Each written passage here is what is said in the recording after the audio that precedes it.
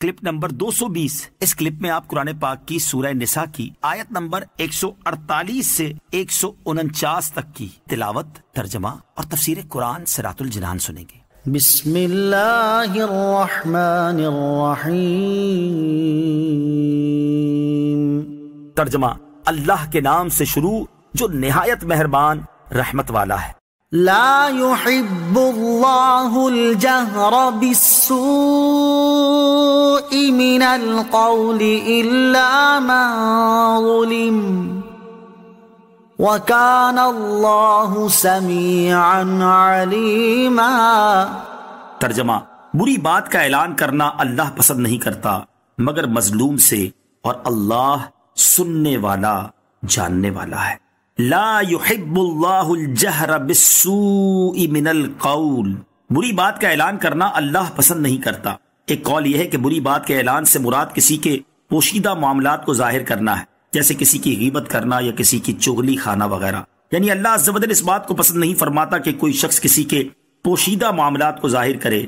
دوسرا قول یہ ہے کہ بری بات کے اعلان سے مراد گالی دینا ہے، یعنی اللہ تعالیٰ اس بات کو پسند نہیں کرتا کہ کوئی کسی کو گالی دے۔ ایک دوسرے کو گالی دینے کی مذمت، گالی دینا گناہ اور مسلمان کی شان سے بعید ہے۔ اس کے بارے میں 3 احادیث سماعت کیجیے۔ نمبر 1، حضرت عبداللہ ابن عمر رضی اللہ تعالیٰ عنہما سے روایت ہے، رسول اللہ صلی اللہ تعالیٰ علیہ وسلم نے ارشاد فرمایا، مسلمان کا بھائی ہے، وہ اس پر ظلم نہیں کرتا اور نہ اسے گالی دیتا ہے۔ نمبر 2، حضرت عبداللہ ابن مسعود رضی اللہ تعالیٰ عنہ فرماتے ہیں، نبی اکرم صلی اللہ تعالیٰ علیہ وسلم نے فرمایا، مسلمان کو گالی دینا فسق ہے اور اسے قتل کرنا کفر ہے۔ نمبر 3، مسلم شریف کی حدیث، حضرت ابو ہریرہ رضی اللہ تعالیٰ عنہ سے روایت ہے، رسول اللہ صلی اللہ تعالیٰ علیہ وسلم نے ارشاد فرمایا، آپس میں گالی دینے والے 2 آدمی جو کچھ کہیں تو وہ یعنی اس کا وبال ابتدا کرنے والے پر ہے، جب تک مظلوم حد سے نہ بڑھے۔ بری بات کا اعلان اللہ عز و جل کو پسند نہیں، البتہ مظلوم کو اس بات کی اجازت ہے کہ وہ ظالم کے ظلم کو بیان کرے، لہٰذا وہ چور یا غاصب کی نسبت کہہ سکتا ہے اس نے میرا مال چرایا یا غصب کیا ہے۔ اس آیت مبارکہ کا شان نزول یہ ہے کہ ایک شخص ایک قوم کا مہمان ہوا تھا اور انہوں نے اچھی طرح اس کی میزبانی نہ کی۔ جب وہ وہاں سے نکلا تو ان کی شکایت کرتا ہوا نکلا۔ اس واقعے کے متعلق یہ آیت نازل ہوئی۔ بعض مفسرین نے فرمایا کہ یہ آیت حضرت ابوبکر صدیق رضی اللہ تعالی عنہ کے متعلق نازل ہوئی۔ ایک شخص سرور کائنات صلی اللہ تعالی علیہ وسلم کے سامنے حضرت صدیق اکبر رضی اللہ تعالی عنہ کی شان میں زبان درازی کرتا رہا۔ حضرت صدیق اکبر رضی اللہ تعالیٰ عنہ خاموش رہے، مگر وہ باز نہ آیا تو ایک مرتبہ آپ رضی اللہ تعالیٰ عنہ نے اس کو جواب دے دیا۔ اس پر حضور اقدس صلی اللہ تعالیٰ علیہ وسلم اٹھ کھڑے ہوئے۔ حضرت صدیق اکبر رضی اللہ تعالیٰ عنہ نے عرض کی، یا رسول اللہ صلی اللہ تعالیٰ علیہ وسلم، یہ شخص مجھے برا بھلا کہتا رہا تو حضور علیہ الصلوۃ والسلام نے کچھ نہ فرمایا، اور میں نے ایک مرتبہ جواب دیا تو حضور علیہ الصلوۃ والسلام اٹھ گئے۔ ارشاد فرمایا، ایک فرشتہ تمہاری طرف سے جواب دے رہا تھا، اور جب تم نے جواب دیا تو فرشتہ چلا گیا اور شیطان آ گیا۔ اس کے متعلق یہ آیت نازل ہوئی۔ مہمان نوازی سے خوش نہ ہونے والوں کو نصیحت۔ پہلے یعنی مہمان نوازی والے شان نزول کو لے تو اس سے ان لوگوں کو عبرت حاصل کرنی چاہیے جو میزبان کی مہمان نوازی سے خوش نہیں ہوتے، اگرچہ گھر والے نے کتنی ہی تنگی سے کھانے کا اہتمام کیا ہو۔ خصوصاً رشتہ داروں میں اور بالخصوص سسرالی رشتہ داروں میں مہمان نوازی پر شکوہ شکایت عام ہے۔ ایک کھانا بنایا تو اعتراض کے 2 کیوں نہیں بنائے، 2 بنائے تو اعتراض کے 3 کیوں نہیں بنائے، نمکین بنایا تو اعتراض کے میٹھا کیوں نہیں بنایا، میٹھا بنایا تو اعتراض کے فلاں میٹھا کیوں نہیں بنایا۔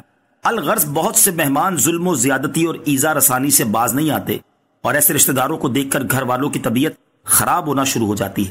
حدیث مبارک میں مہمان کو حکم دیا گیا ہے کہ کسی مسلمان شخص کے لیے حلال نہیں کہ وہ اپنے مسلمان بھائی کے پاس اتنا عرصہ ٹھہرے کہ اسے گناہ میں مبتلا کر دے۔ صحابہ کرام علیہ رضوان نے عرض کی، یا رسول اللہ صلی اللہ تعالی علیہ وسلم، وہ اسے گناہ میں کیسے مبتلا کرے گا؟ ارشاد فرمایا، وہ اپنے بھائی کے پاس ٹھہرا ہوگا اور حال یہ ہوگا کہ اس کے پاس کوئی ایسی چیز نہ ہوگی جس سے وہ اس کی مہمان نوازی کر سکے۔ ظالم کے ظلم کو بیان کرنا جائز ہے۔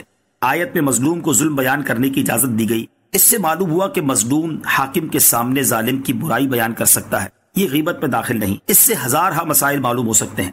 حدیث کے راویوں کا فسق یا عیب وغیرہ بیان کرنا، چور یا غاصب کی شکایت کرنا، ملک کے غداروں کی حکومت کو اطلاع دینا سب جائز ہے۔ غیبت کے جواز کی جتنی بھی صورتیں ہیں وہ سب کسی نہ کسی بڑے فائدے کی وجہ سے ہیں۔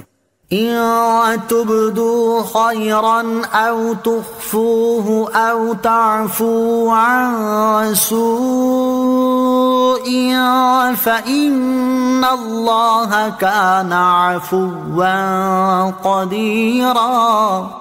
ترجمہ، اگر تم کوئی بھلائی اعلانیہ کرو یا چھپ کر یا کسی کی برائی سے درگزر کرو تو بے شک اللہ معاف کرنے والا قدرت والا ہے۔ ان تبدو خیرا، اگر تم کوئی بھلائی اعلانیہ کرو۔ ارشاد فرمایا کہ اگر تم کوئی نیک کام اعلانیہ کرو یا چھپ کر یا کسی کی برائی سے درگزر کرو تو یہ افضل ہے، کیونکہ اللہ تعالیٰ سزا دینے پر ہر طرح سے قادر ہونے کے باوجود اپنے بندوں کے گناہوں سے درگزر کرتا اور انہیں معاف فرماتا ہے۔ لہٰذا تم بھی اپنے اوپر ظلم و ستم کرنے والوں کو معاف کر دو اور لوگوں کی غلطیوں سے درگزر کرو۔ مخلوق خدا پر شفقت کے فضائل۔ اس آیت سے یہ بھی معلوم ہوا کہ مخلوق خدا پر شفقت و رحم کرنا اللہ عز و جل کو بہت محبوب ہے۔ احادیث میں لوگوں پر شفقت و مہربانی اور رحم کرنے کے بہت فضائل بیان کیے گئے ہیں۔ ترغیب کے لیے 4 احادیث سماعت کیجیے۔ نمبر 1، ترمذی شریف کی حدیث ہے، حضرت عبداللہ بن عمرو رضی اللہ تعالیٰ عنہما سے روایت ہے، حضور اقدس صلی اللہ تعالیٰ علیہ وسلم نے ارشاد فرمایا، رحم کرنے والوں پر رحمان رحم فرماتا ہے، تم زمین والوں پر رحم کرو، آسمانوں کی بادشاہت کا مالک تم پر رحم کرے گا۔ نمبر 2، بخاری شریف کی حدیث، حضرت عبداللہ بن عمر رضی اللہ تعالیٰ عنہما سے روایت ہے، رسول اللہ صلی اللہ تعالیٰ علیہ وسلم نے ارشاد فرمایا، مسلمان کا بھائی ہے، نہ اس پر ظلم کرے نہ اس کی مدد چھوڑے، اور جو شخص اپنے بھائی کی حاجت پوری کرنے کی کوشش میں ہو اللہ عز و جل اس کی حاجت پوری فرما دیتا ہے، اور جو شخص مسلمان سے کسی ایک تکلیف کو دور کرے اللہ عز و جل قیامت کی تکالیف میں سے اس کی ایک تکلیف دور کرے گا، اور جو شخص مسلمان کی پردہ پوشی کرے گا اللہ عز و جل قیامت کے دن اس کی پردہ پوشی کرے گا۔ نمبر 3، ترمذی شریف کی حدیث ہے، حضرت عبداللہ ابن عباس رضی اللہ تعالیٰ عنہما سے مروی ہے، نبی اکرم صلی اللہ تعالیٰ علیہ وسلم نے ارشاد فرمایا، وہ ہم میں سے نہیں جو ہمارے چھوٹے پر رحم نہ کرے اور ہمارے بڑے کی توقیر نہ کرے اور اچھی بات کا حکم نہ دے اور بری بات سے منع نہ کرے۔ نمبر 4، ترمذی شریف کی حدیث، حضرت ابو ہریرہ رضی اللہ تعالیٰ عنہ سے روایت ہے، رسول کریم صلی اللہ تعالیٰ علیہ وسلم نے ارشاد فرمایا، تم میں اچھا وہ شخص ہے جس سے بھلائی کی امید ہو اور جس کے شر سے امن ہو، اور تم میں برا وہ شخص ہے جس سے بھلائی کی امید نہ ہو اور جس کے شر سے امن نہ ہو۔ صلو علی الحبیب صلی اللہ تعالیٰ علی محمد صلی اللہ تعالیٰ علیہ وسلم۔ مجھے اپنی اور ساری دنیا کی لوگوں کی اصلاح کی کوشش کرنی ہے انشاءاللہ عز و جل۔